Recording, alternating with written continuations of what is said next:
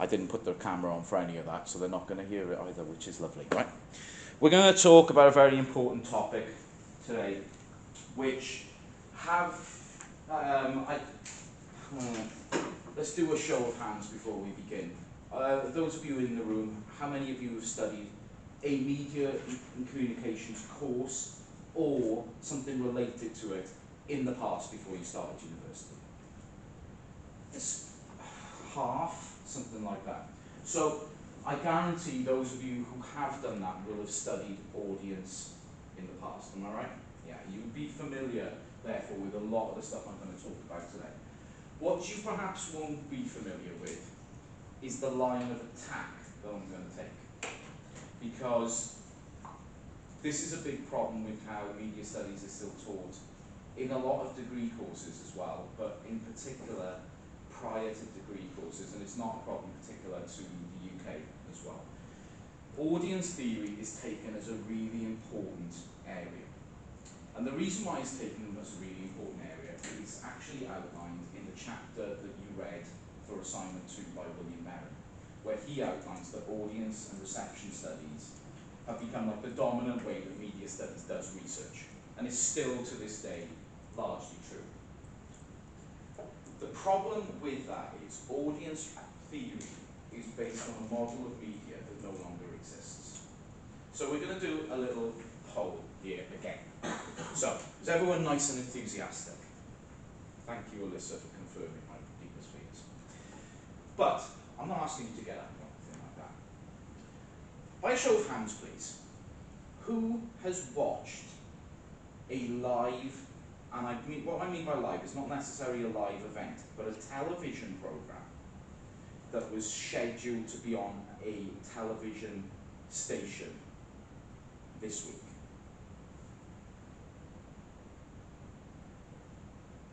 Three. Fantastic. Thank you, gentlemen. Who has watched a television program via a streaming service in the past week? Far more. Who has not watched television at all in the past week? Interesting. Okay. Why not? Those of you who have not watched television at all, why not? Matthew, you get your hand up. I don't know, I guess if I have free time, TV is not going to be the thing I gravitate towards. Interesting. TV hasn't got the appeal. See, 20 years ago, you would have been looked at like some kind of freak. You know? But I'm not looking at you like some kind of freak. I'm looking at you increasingly like somebody who's actually normal. Now, last night, as a little experiment, before getting into an orgy of violence on Grand Theft Auto Online, I spent an hour between 6 and 7 watching television. Actually, I've got a television subscription. I have Virgin Media, right? Primarily, I've got it because I like live sport. But I said, right, I'm going to have an hour now and I'm going to watch some TV. It was shit beyond belief. It was terrible. You should have seen some of the stuff on. Why do we need to be told how to put shelves up? Fucking easy. Just get a drill, go like that, shove the shelf, spirit level, all that good shit. How many people are involved in dating that goes on in restaurants? That is the only fucking program that is on. Some sort of variation of people going on a date in a restaurant. That is it. What is going on? Why can't people just do what we used to do, get shit-faced in the pub and pick up the person next to you? That's how it should be done, damn it. It's terrible. It's awful. Audience theory still makes the assumption that that's what we do. That we all, at certain times, congregate, although in a distanced way, to watch the same stuff as one another as it is scheduled. The assumption that underpins all the major audience theories is that we act as a unified audience for things. But the simple truth is, that doesn't happen anymore. And therefore, audience theories themselves talk about a time which simply doesn't exist any longer.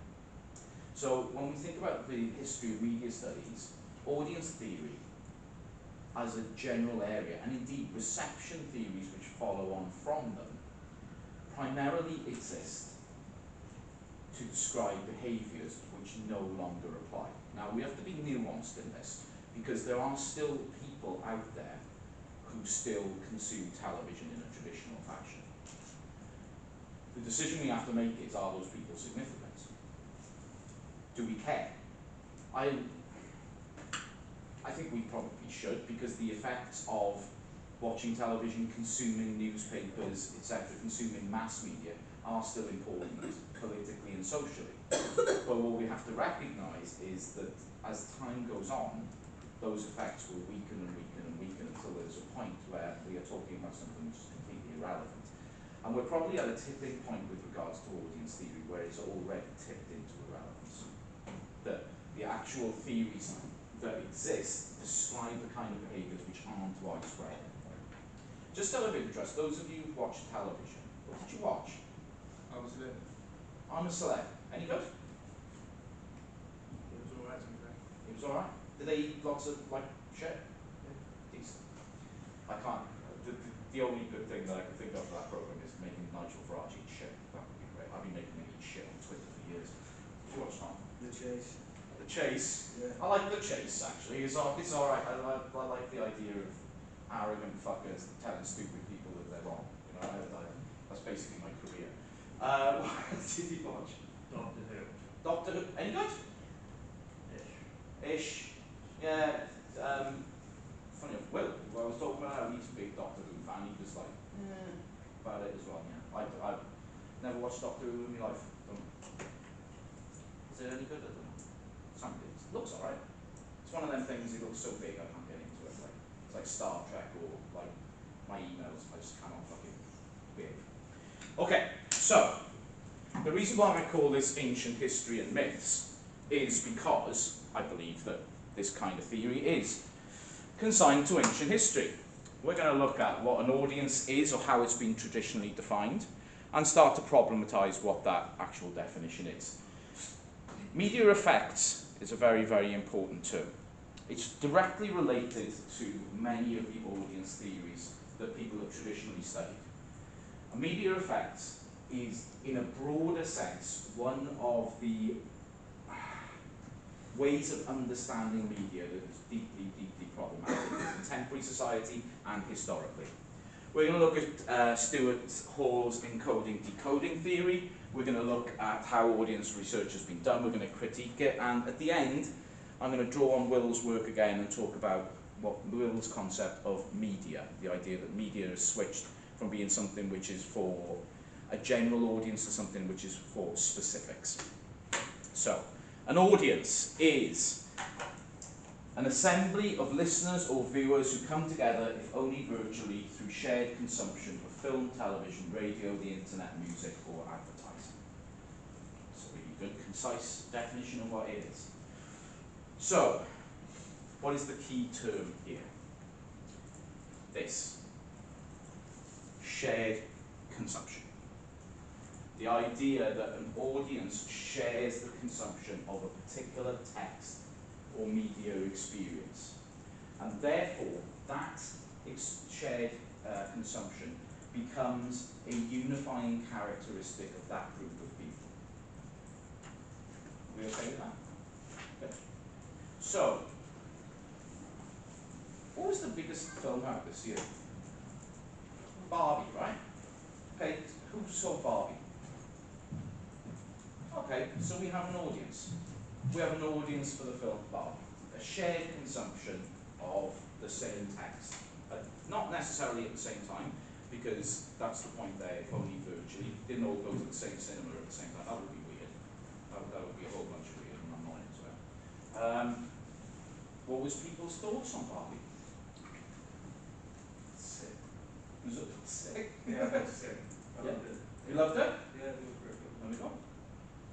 Yeah, very, very good. Very good. Any dissenting voices? Chickens.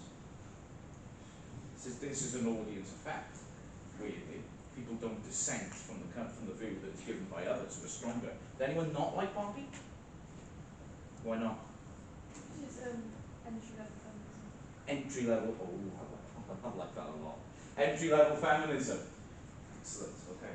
I mean, what I would say is that's a very nuanced point about the feminist message in Barbie. Probably agreeable as well, but at least there was some feminism. Because most Hollywood films don't have any kind of nod to feminism at all. Audience theory makes no assumption that there will be dissent. Or at least, what I should say, basic audience theories make no assumptions at all that the audience will receive and decode texts individually. Traditionally, audience theory worked on the assumption that everyone would go and watch the same thing and would receive that message in a universally similar way. So there wouldn't be any reception of something which actually dissented from the audience sphere. That, as we can see with this very simple experiment here, isn't true, and has never been true either. So the first tranche of audience theories that came around were actually critically flawed because they made a very, very basic assumption about human beings. And this is where we have to start being critical about audience theories. It's about what they say about human beings. The first problem with audience theory is this. Audience theories assume that human beings are morons. Right from the outset, audience theory assumes that human beings have no agency whatsoever. You are just a hopeless blob of carbon and water that cannot think for itself. And the media that you consume will be consumed in an absolutely uniform way. For example, I'm sure many of you have watched and enjoyed Star Wars movies. Yeah? You haven't. Why not? You don't like it? Why not? It looks a bit rubbish. The nuanced criticism of film going on here, it looks a bit rubbish. Has anyone got any extension on why this Star Wars films might be problematic? As a show of hands, like, have you seen Star Wars? Yeah, okay. Who enjoys Star Wars? There's nothing wrong with that. Okay, great. It's shit. It is pure, unmitigated, white supremacist shit from beginning to end.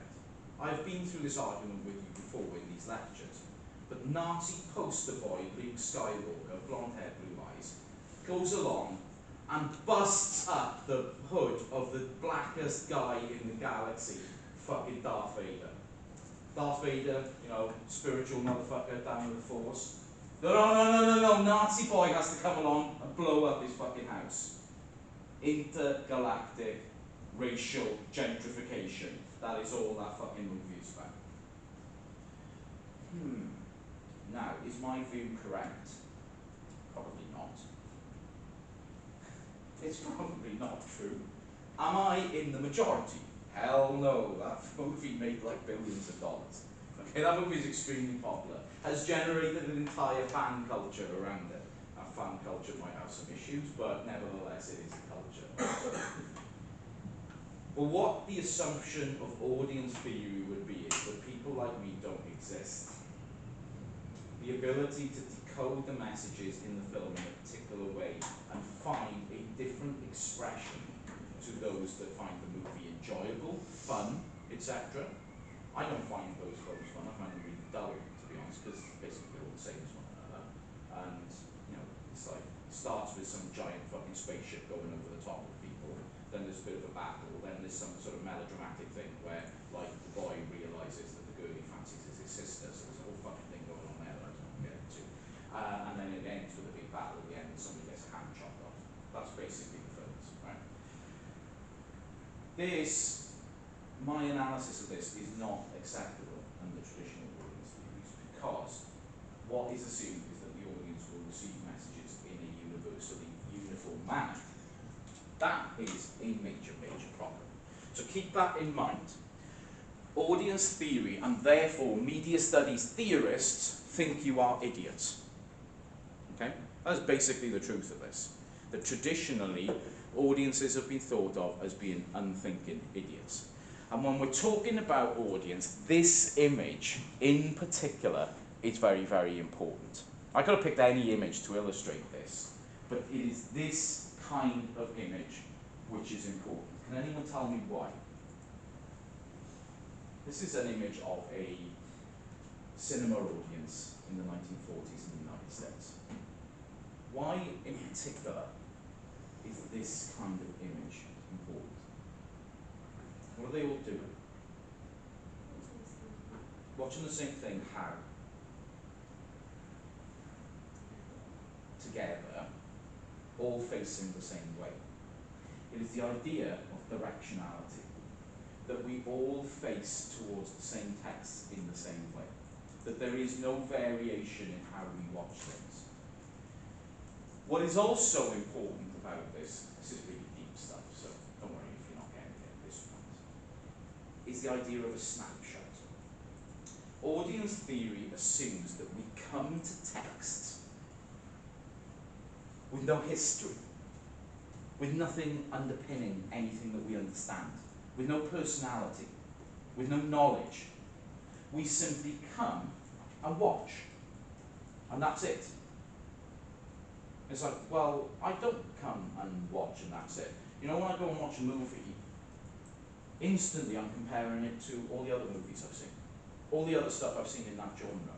I'm trying to understand the story in reference to all the other stuff I know, which is basically what I was saying last week about semiotics. This is how signs work. Signs work because we know other signs and we put them together in this way. It's a shared concept of meaning. Audience theory doesn't make this assumption at all. It assumes that we'll go and view things completely divorced from the world outside of us. And so we basically sit and watch like dribbling morons, with no history, with no knowledge, with no personality, with no understanding of genre, plot, etc. No understanding of feminism at all. No ability to make that analysis that you made, because we simply go and watch and receive, and then are acted upon by the text in some way. This doesn't work in contemporary society. If I wanted to go and study a phenomenon like internet users in China, I can't do that, because all those people are doing different things. The contemporary world of media consumption involves everyone doing or receiving different messages all the time. We are not receiving the same stuff. You may have watched I'm a Celebrity, and a couple of million other people did, but no one else in this room did. It's an individualized experience. Nobody else is watching it. Now, I saw some I'm a Celebrity stuff because it came up on TikTok. But it was, you know, edited bits, and I maybe saw 3 clips, and I'm like, oh, fuck this, I'm not interested in this, and move on to the next thing. You know, move on to the next thing. But at the moment, I'm really into these videos where, like, really big waves crush ships. Shit's cool. Next week will be some other form of destruction on TikTok. And I'm down with people getting out. Basically, that's what I'm into. We all have Instagram, right? Everyone in this room? Okay. Let's do a little experiment now.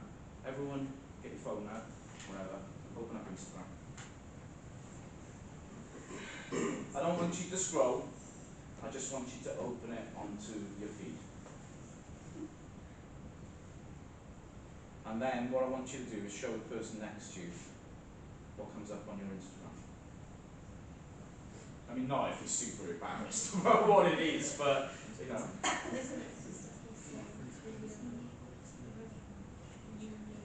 Is it the same? Same stuff? You're looking at the same thing? Whoa, what do you mean you're looking at different stuff? It's the same app, right? You're all opening the same app, but you're all getting individualized content. Well, the basic tenets then of audience theory don't work. The basic application of audience theory, that you have a shared experience of the same text, don't work, because if we look at your behaviours as people, and if you do the second year module with me, you'll do this in detail. Does anyone know how much time you spent on Instagram in a week? How much does it? You want to look earlier? Fab. Much. We've got iPhone. Okay, we're going to do this as a group. Let's do this. Do you all know how to look at your screen time? Okay, let's knock yourselves out. Let's have a look at your screen time.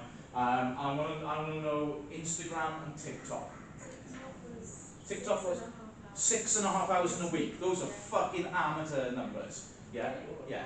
And Instagram has only 50 minutes. 50 minutes? What are we doing? I've been reading on to That should pump things up. Oh yeah, it's only 2. Yeah, if we only have 1 day a week. Anyway. You've got 6.5 hours of fucking TikTok. It's been 1 day. Okay, alright, those aren't amateur hours. That's program numbers. What we got? You're basically only doing 1. Oh, wait, gas. Go on. Oh my god. We got to know this. Alyssa, what she got? Last week she had 24 hours. 24 hours on TikTok last week. A day. A fucking day. Now, we're not awake for 24 hours in a day, okay? I want to illustrate this properly. If you're awake for 24 hours in a day, you're a psycho, right? We usually at least like 6-7 hours of sleep. That's scary. That's a whole day of the week gone. Come on, give me more numbers. An hour on TikTok, 22 minutes on Instagram. But that's yesterday. No, that's a week. That's a week. Yeah. The fuck? That's crazy. What do you do? I'm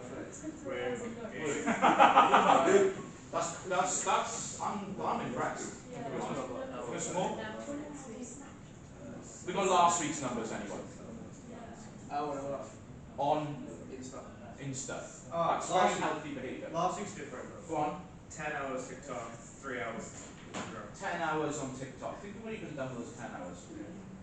Yeah.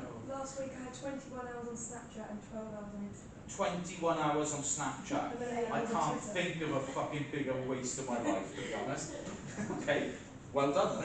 Are you proud of yourself? I am actually. Well, as long as you're happy. 25 hours on TikTok 2 weeks ago. How much? 24 and a half hours. 24 and a half hours on TikTok. 2 weeks ago. I spent an hour on Facebook. You spent an hour on Facebook? Fuck, you spent an hour on Facebook in the last 10 years. Oh my god. Have we got any other creepy figures to say about you? Can I move on? Okay. So, let's take some of the crazier stuff going on here. We have 24 hours on. Yeah, I know, she beats you. 24, let's all pick on Alicia, okay, because that's fun. And this is how I'm going to structure the next 3 years for everyone, because we're all going to use Alicia as a collective punch. Okay? So, 24 and a half hours on TikTok in a week. That's some scary shit right there. Okay? You need to get out more. You need to talk to people more. Well, Snapchat's the same. Snapchat is the same. Yeah, That's it's scary. It's almost 24 hours. So like, that's 2 days of the week, either on Snapchat or on TikTok. Good times. Good times for all. We'll get into that next year about how social that is. The point I want to make here is that Alicia's 24 hours, and the rest of us who've got figures which are probably less than that, although they're in the ballpark. None of us saw the same stuff as Alicia did. That 24 hours of content was tailored specifically towards Alicia. The rest of us might have used TikTok. We might have used it less, which is healthy. But we didn't see the same things. We are not in an environment that corresponds to that definition of an audience center. We don't have a shared communal experience with the same media, even if that's virtual. Now, in some ways, that paradigm remains. We might follow, for example, the same accounts. You know, there might be very, very popular accounts. This is an Instagram phenomenon, right, where lots of people follow the same accounts. We call those people influencers, right? Anyone in here want to be an influencer? Is that a desire of anyone? I think it's a sweet job. All you do is take pictures of yourself all day. Fucking hell, it's better working. But it is hard work. It's a full-time job. Those people work. I mean, some people might not classify it as work, yeah, and they're not digging roads or anything like that. But they have to work flat out to maintain those audience figures. drop off, they stop being influencers anymore. The money stops. You've got to go and do something else. Then you're working at Home Bargains. And that's not so much fun. Because people like me go into Home Bargains and rearrange all the shit on the shelves. And then have to, and puncture stuff. It's a lot of fun to go into shops and put holes in shampoo bottles. You've got to take tools with you. When I have fun, it's full on, right? Now, basically we are left with the same kind of phenomena here. How on earth do we actually understand behaviour of people using media today? Because the idea that we've got a shared communal experience of the same text simply doesn't exist any longer. The idea of that shared behaviour started with somebody that we've encountered already on this module, Theodore Adorno. When he moved to the United States in the 1930s, he was fascinated by patterns of radio consumption. To put this in context, television as a home technology did not take off in the United States until the end of the 1940s. The technology was available in the 1930s, but because of the advent of the Second World War, basically it never became commercial technology until post-Second World War. So when Adorno was interested in audience initially, the radio was the dominant home media of the time. Radio had become a popular technology in the 1910s and became a domestic technology in the 1920s. By the 1930s, radio sets were owned by pretty much every household in the United States. And what Adorno observed was that there were communal behaviours that could be observed across a society. People would gather to listen to the same radio broadcasts as one another and then talk about them the next day. And people wouldn't just gather individually, families would gather. The radio set became a communal focus within individual families, as well as being a communal focus across societies themselves. So when a radio broadcast went out, not only did you have people talking about it the next day, you had the whole family joining together in order to listen to the same program. Adorno was fascinated by this mass conformity, as he saw it. That everyone was conforming to a certain set of ideas about broadcast media and a certain way of doing things. And Adorno's research, therefore, became the paradigm of how audiences were understood. Mass behaviour. Everyone listening to the same stuff. And people in family units and smaller social units also joining together to share that experience. This is what we call basically a linear model of communication. And the linear model is deeply, deeply problematic. But Adorno's research started the paradigm of thinking about audiences in a linear model of communication. And it's very, very simple, right? A linear model says you have a sender, in this case a radio production, a medium, the radio, and a receiver, the person listening. That's it. It's linear because information moves one way. Information only moves in one direction. It goes from the sender, whoever's creating the media, the medium, radio, television, whatever, book, newspaper, and then a receiver. There is no point of contact between the receiver themselves and the sender. The medium stands between those 2 points, and that cannot be bridged. So all information flows in one direction. This simple idea was, for basically 40 years, how we thought about audiences. From the 1930s into the 1970s, audience theory was dominated by this idea that media worked, or mediums, if you like, worked to separate the producers of information and the receivers of information. And there was no point of contact between the two. This led to the development of very, very simple audience theories. And you might think that a lecture on audience theory, if you've done audience theory before, would focus on these theories. Now is the point for the people who've done media studies before, looking at these things and thinking, oh yeah, I vaguely remember that shit. See the nod, right? I vaguely remember being taught about a two-step process and all this nonsense and uses and application theory. Okay, I'm not going to teach you about these things. Because they're crap. They deserve to be consigned into the dustbin of history. Oh well, with the exception of one of them. But audience theory started to develop in the 1930s with a broad set of ideas. There is no unified hypodermic needle theory. There is a broad set of ideas about how audiences receive messages. And we group them under this idea of the hypodermic needle. And as from reading Will's chapter, you'll note, Will notes in that chapter that he says there is no such thing as the hypodermic needle theory. It's just a group of theories which describe the effects of media on audiences. The initial theories based on the linear model of communication said that media push messages into the audience. That language is deliberate. It was a literal physical idea. The media will push our messages into the audience. We're going to force them to understand things in this way. Like we're brainwashing people. The hypodermic needle theory is total and utter bollocks. Nobody receives media messages in this way. People might be a bit simple and listen to rubbish that they see in the Daily Mail, but that does not mean that the media is pushing messages into them.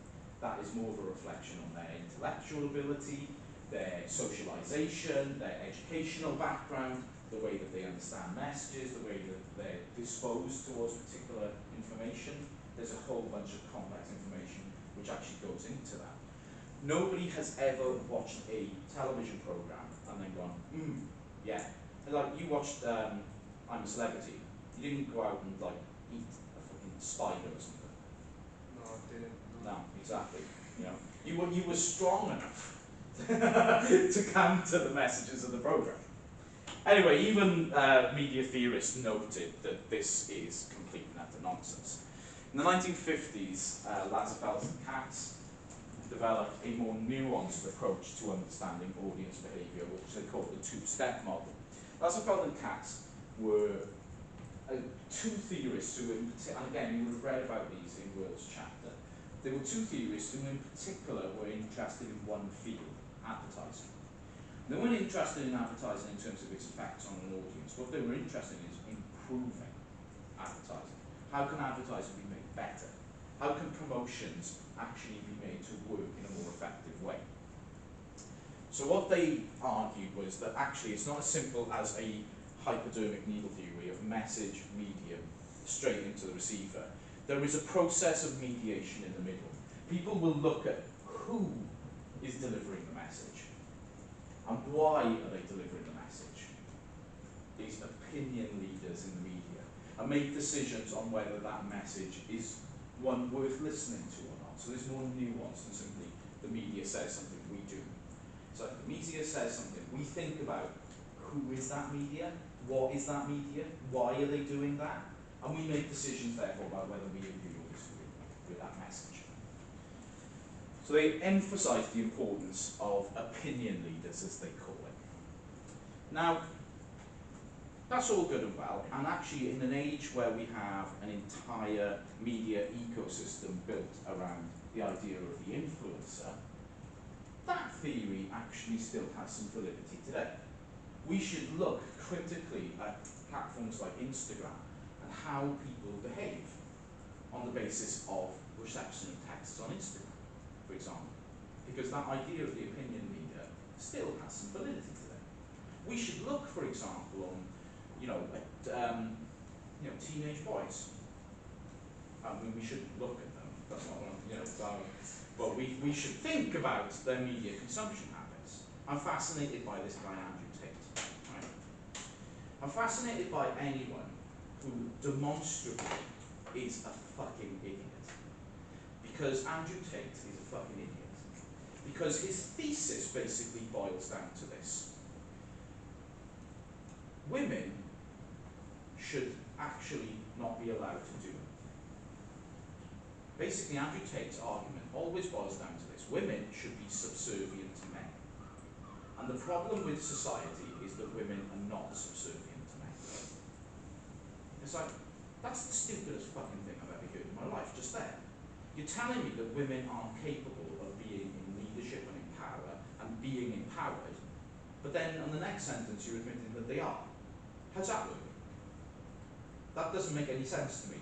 You can't on one hand say women are weak and powerless and intellectually inferior, and then tell me women are in charge of everything. Because that contradicts exactly what we just said. I love these right-wing people because their arguments are so stupid, it just makes me laugh. But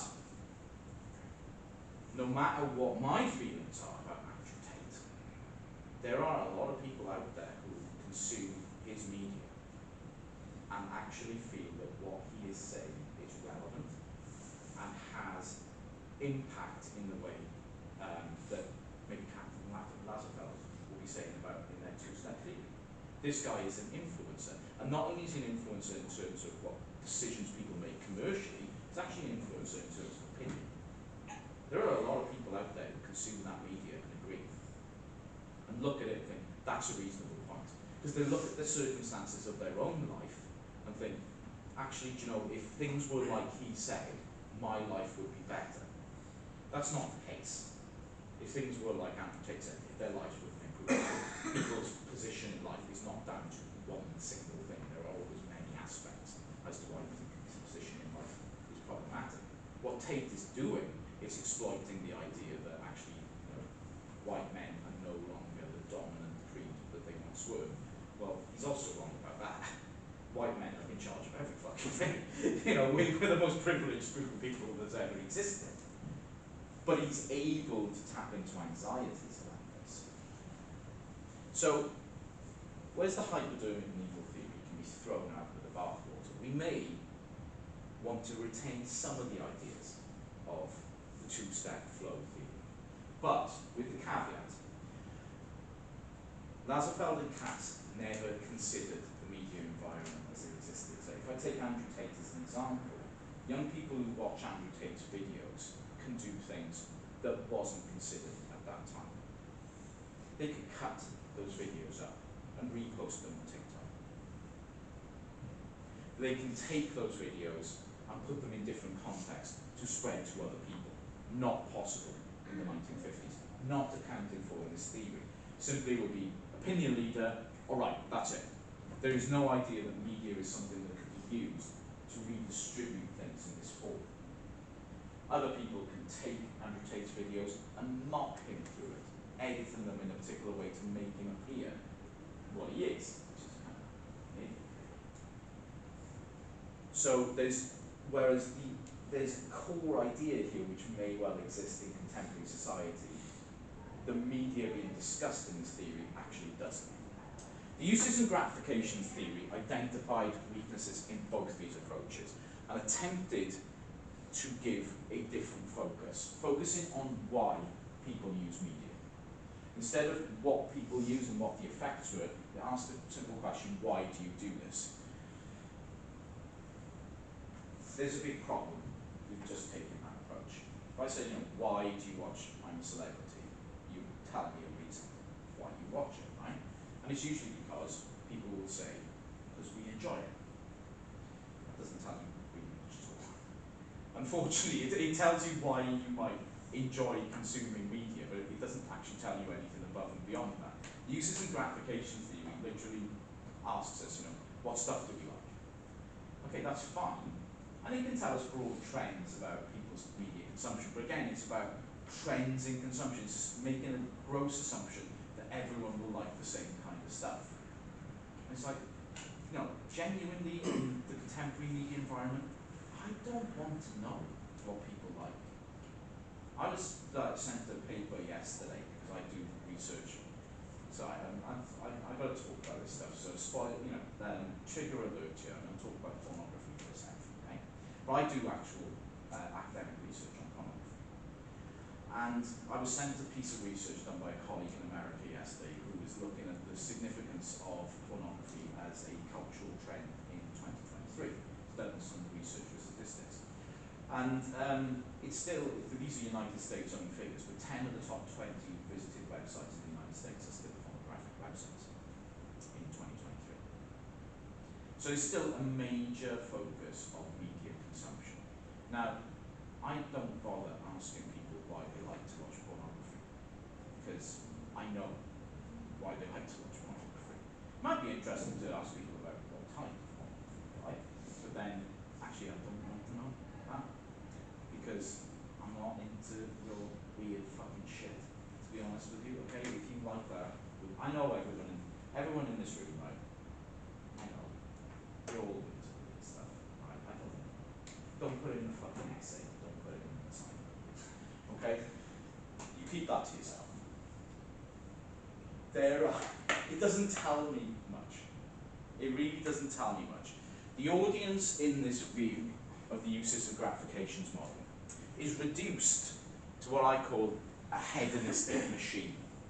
All we do in terms of media consumption is do the stuff that we enjoy. Well, actually, do you know what? That's not true. If we look at our social media consumption individually,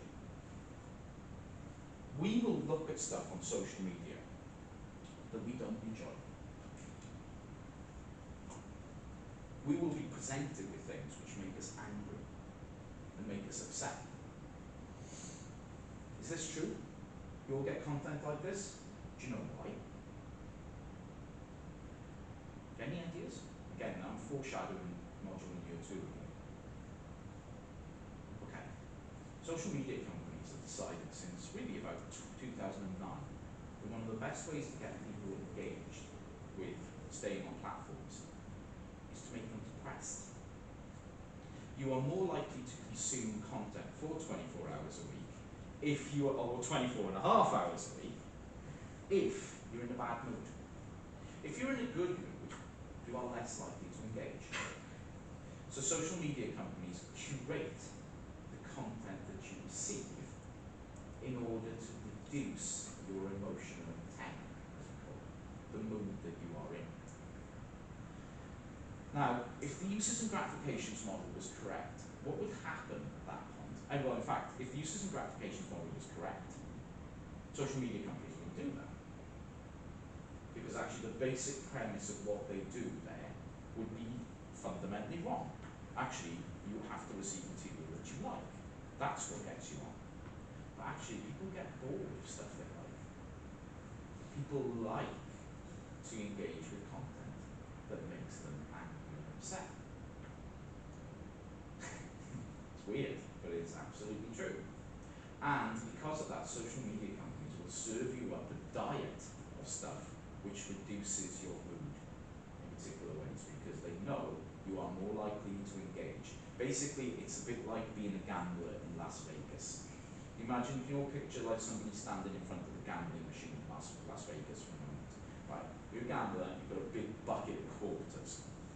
You keep on pushing quarters into the machine and pulling the one arm, right, and the rolls go, and you don't win anything. So you put the next quarter in, you don't win anything. It's boring, it's dull, it's horrible. You just feel like, you're a lab rat being trained to do something. And then on the 10th roll, you win. Yay! I'm happy now. Here's my little burst of dopamine receptors in my brain. And then you pick all your little winnings up. You've actually lost because you got 8 quarters back from the 10 that you spent. But you still feel good about life. And then you pump another 10 quarters in. And you win a little bit more and so on. And that's basically the mechanism that social media work on. You give them 10 pieces of shit for one good thing. But you keep going for the good thing.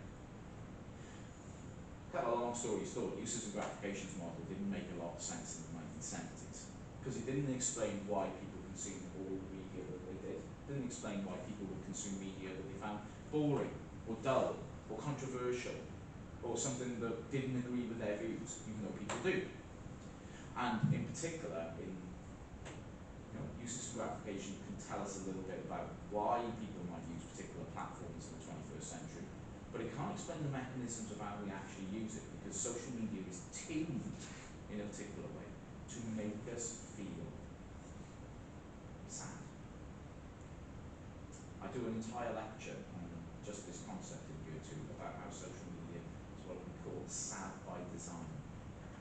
The reason why we're all struggling with mental health problems and our internal lives is not all down to social media, but it sure as hell doesn't help, because it consistently keeps us in a loop where we feel less worthy, more anxious, and more depressed than we would be if we didn't use it.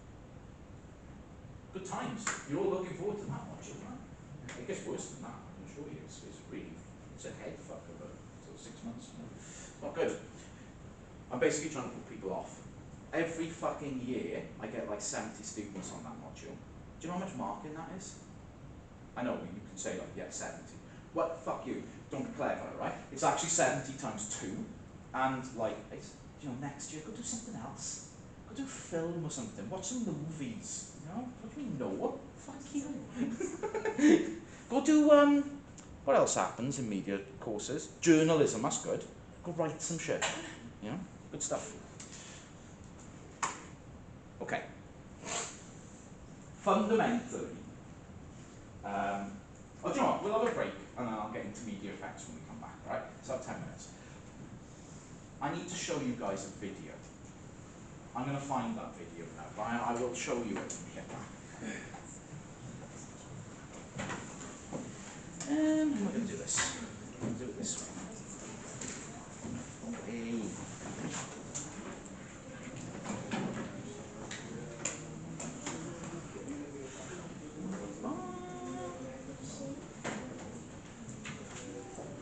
Okay.